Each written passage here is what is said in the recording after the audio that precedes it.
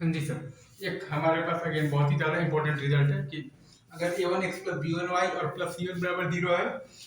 a2x plus b2y और plus c2 बराबर 0 है, a3x प्लस b3y और प्लस c3 बराबर 0 है,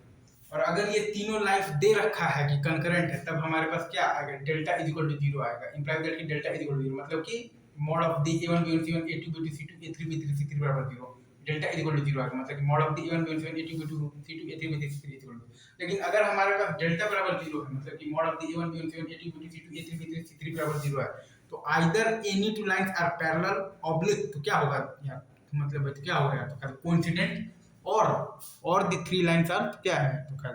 और the three lines are concurrent. ठीक है, जैसे है कोइंसिडेंट लिखा है, वो आपको समझ में आ रहा है ना, is it true, coincident, right sir.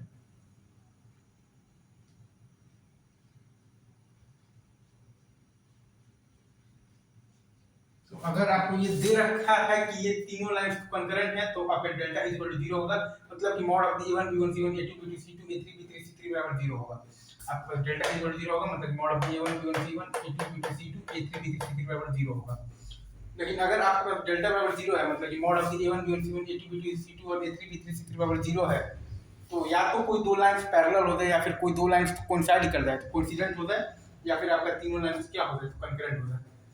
ठीक है, ये आपको याद रखना है, राइट। Is it true? हाँ जी सर, हमारे पास लाइक अगर ये दिया हुआ है कि equations of the family of the lines passing through the point of intersection of L1 and L2, equations of the family of the lines passing through the point of intersection of L1 and L2, वो आता है हमारे पास L1 plus lambda L2 is equal to 0, L1 plus lambda L2 is equal to 0 आता है, right sir. L1 plus lambda L2 is equal to 0 जो है, L1 plus lambda L2 is equal to 0 जो है, वो आपका रिप्रेजेंट करता है a family of lines passing through the point of intersection of L1 and L2, L1 plus lambda L2 is equal to 0 जो है, वो आपका रिप्रेजेंट करता है, represents a family of lines passing through the point of intersection of L1 and L2। और फिर वहां से आपके पास बेसिकली एक कंडीशन दिया रहेगा,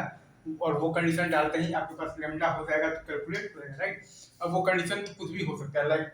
ये हो कि स्लोप दे दिया हो, इक्वल इंटरसेप्ट्स क्या हो, या फिर एक फलाना सर्कल का टेंजेंट हो, p इक्वल टू r आप लगाते हैं, या फिर वो किसी पॉइंट से पास कर रहा हो, एक्सेट्रा एक्सेट्रा। ठीक है sir, thank you very much.